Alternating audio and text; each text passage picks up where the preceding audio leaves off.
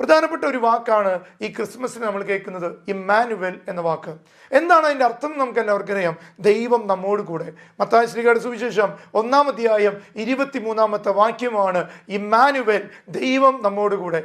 തീർച്ചയായിട്ടും ദൈവം നമ്മളോട് പറഞ്ഞത്, ഞാൻ അകലങ്ങളിൽ ഇരിക്കുന്ന ഒരു ദൈവമല്ല, നിന്നോട് കൂടെ വസിക്കുന്ന, നിന്നോട് കൂടെ ഇരിക്കുന്ന നാഥൻ, കൂടെ വസിക്കുന്ന മക്കളാണ് നമ്മൾ ഓരോരുത്തരും. അതുകൊണ്ട് പ്രധാനമായിട്ടും ഈ ഒരു ക്രിസ്മസിൽ ഈ ഒരു പ്രത്യാശ നമുക്ക് വേണം.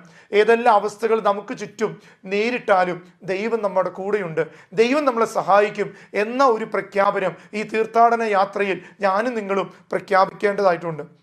അതുകൊണ്ട് പ്രിയപ്പെട്ടവരെ, ക്രിസ്മസിൻ്റെ ഏറ്റവും വലിയ സന്ദേശം ദൈവം നമ്മോട് കൂടെ വസിച്ചു എന്നുള്ളതാണ്. സ്വർഗം ഇറങ്ങി വന്ന് മനുഷ്യരുടെ രൂപത്തിൽ കാലിത്തൊഴുത്തിൽ സാധാരണക്കാരെക്കാൾ സാധാരണക്കാരനായിട്ട് ഈശോ ഒരു കാലികൾക്കിടയിൽ ജനിച്ചത് വേറൊന്നിനും വേണ്ടിയിട്ടല്ല, നമ്മയെല്ലാം മഹത്വവൽക്കരിക്കാൻ വേണ്ടി കൂടിയാണ്. അതുകൊണ്ട് പ്രിയപ്പെട്ടവരെ, ദൈവം ദൂരെയല്ല, ദൈവം നമ്മോട് കൂടെയാണ്. ദൈവം ദൂരെയല്ല, ദൈവം നമ്മോട് കൂടെയാണ്. ഇത് അറിയാത്തവരാണ് ചിലപ്പോൾ നിരാശയിൽ മുഴുകിപ്പോകുന്നത്. ഇതറിയാത്തവരാണ് പിന്നെയും പിന്നെയും കണ്ണീരിൻ്റെ വക്കത്ത് പോയി നിൽക്കുന്നത്.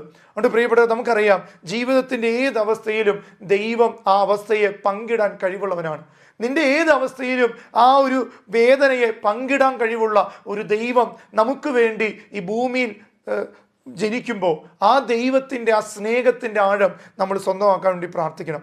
അതുകൊണ്ട് നമുക്ക് മുന്നിലെ ഭാവിയിലെ ശൂന്യതകൾ ദൈവം നിറച്ചൊരു പദ്ധതികളാണെന്ന് തിരിച്ചറിയുക.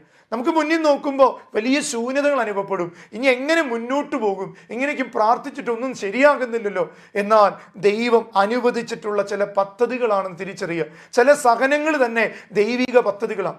ഈശോ ഈ ഭൂമിയിൽ ജനിക്കാൻ കൊട്ടാരങ്ങൾ തിരഞ്ഞെടുക്കാതെ കാലിത്തൊഴുത്തി പോകുന്നത് പോലും അതൊരു ദൈവിക പദ്ധതിയാണ്. അവിടെ ചെല്ലുന്ന ഇടയന്മാർക്ക് ചെല്ലാൻ പറ്റിയത് കൊട്ടാരമായിരുന്നെങ്കിൽ ഇടയന്മാർക്ക് ആ കൊട്ടാരത്തിൽ ആക്സസ് ഉണ്ടാവില്ല. അതുകൊണ്ട് എല്ലാവർക്കും കയറാൻ പറ്റിയ അതാണ് തൊഴുത്ത്. അതുകൊണ്ടാണ് ദൈവം അത് തെരഞ്ഞെടുത്തത്. അത് ദൈവിക പദ്ധതിയാണ്. അവിടെ രാജാവിനും വരാം, പ്രജയ്ക്കും വരാം, ഇടയനും വരാം, ഏറ്റവും താഴ്ന്നവർക്കും വരാം. അതുകൊണ്ട് ദൈവത്തിൻ്റെ പദ്ധതികൾ ചിലപ്പോൾ താഴ്മയുടെ രൂപത്തിൽ നമുക്ക് മുന്നിൽ കടന്നു വരും. പ്രിയപ്പെട്ടവരെ, ഈ പ്രത്യാശയുടെ വർഷത്തിൽ നാം വിശ്വസിക്കേണ്ട ഒരു കാര്യമുണ്ട്. ഈ പ്രത്യാശയുടെ വർഷത്തിൽ നാം വിശ്വസിക്കേണ്ടത് ക്രിസ്തു വന്നത് നമ്മെ രക്ഷിക്കാൻ മാത്രമല്ല, നമ്മോടൊപ്പമുള്ള യാത്രയിൽ നമ്മളുടെ ജീവിതത്തിലെ ഇരുട്ട് നീക്കാൻ കൂടിയാണ്.